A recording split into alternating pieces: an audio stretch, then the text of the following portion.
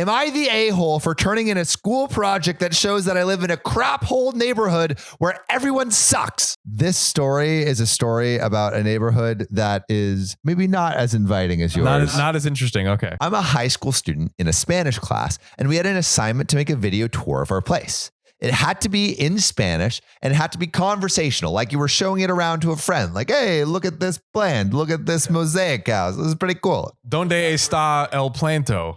Yes, John is very... I Spanish speak. He's Spanish speech. Yo hablo español. Or tú hablas español. Oh, how correct. Sheesh. Okay. I decided to just walk around my street and make a tour of that because my family wasn't going anywhere else. So this is what I filmed. A neighbor's house. When I walked by, they were having a screaming fight like usual. And I said, here are their neighbors. They are very angry. They like to yell in the morning, afternoon, and night. Buenos tardes. The next neighbor's house. Joe and Tammy live here. They are very nice and have 3 dogs. At that moment, someone drives by and catcalls me profanely. Hey, how you doing, toots? Something like that, but probably worse. As I joke, I yell back, Estúpido perro, which means stupid dog. Then he slammed his brakes and yelled something racist about me being Mexican before speeding off. I said to the camera, this man is very stupid. He is a man, but acts like a dog. Also, I'm white, but I think this idiot assumed I was Hispanic because I was speaking Spanish. I also introduced 10 other mundane things like flowers, a bird, etc. I cut out the long sequences of me walking, but I left in everything else.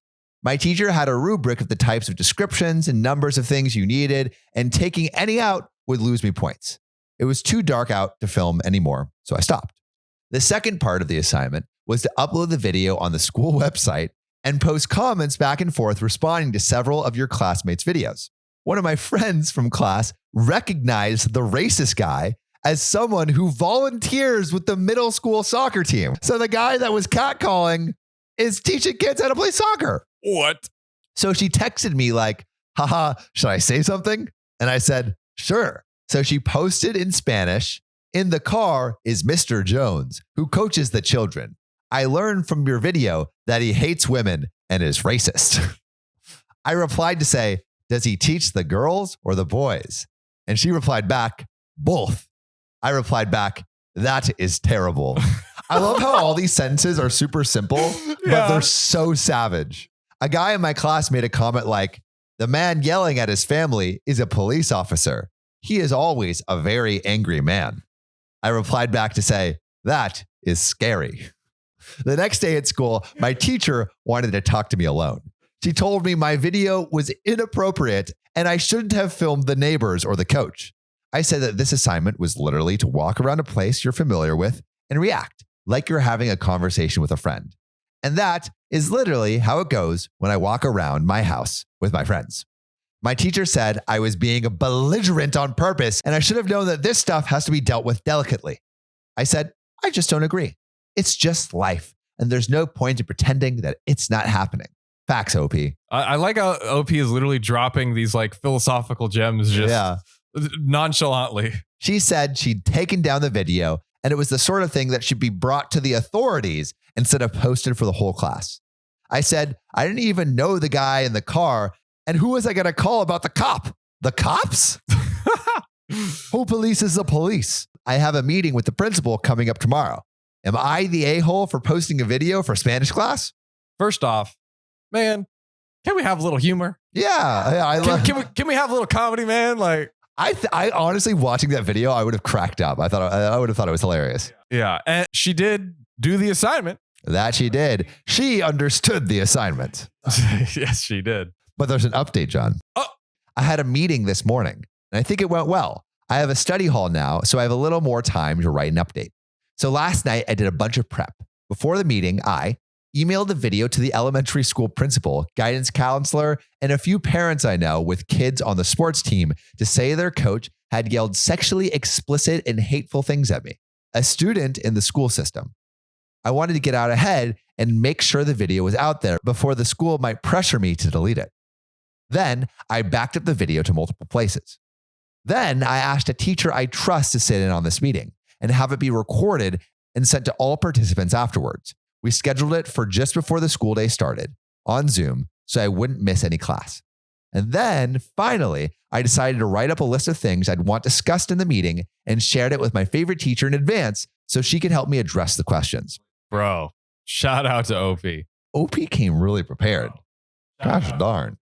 And for the actual meeting, I decided I'd just go into it, acting as if they would obviously do the right thing and ask for help. I was hoping having a teacher on my side in the meeting on video would pressure them to help. I thought if I approached it from well, obviously you're going to take this seriously perspective and had it on video, it would put them in a tough spot to have to contradict me.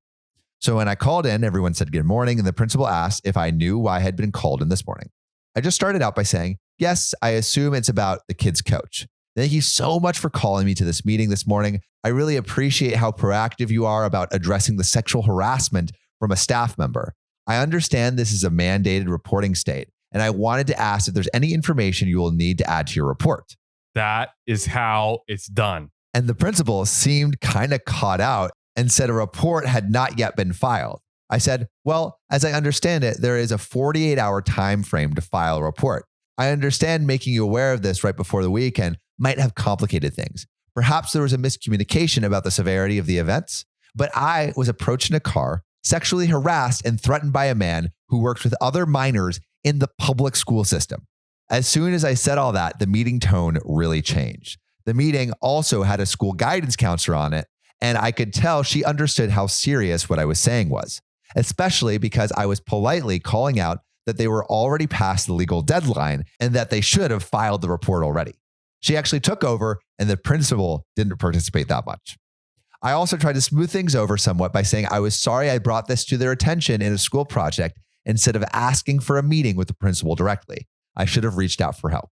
So that's over. I'm still kind of freaking out how big of a deal it turned out to be. Also, I want to say thanks to everyone who had suggestions about how to approach this, like having an adult to back me up, getting the meeting on record, and knowing about the mandatory reporting.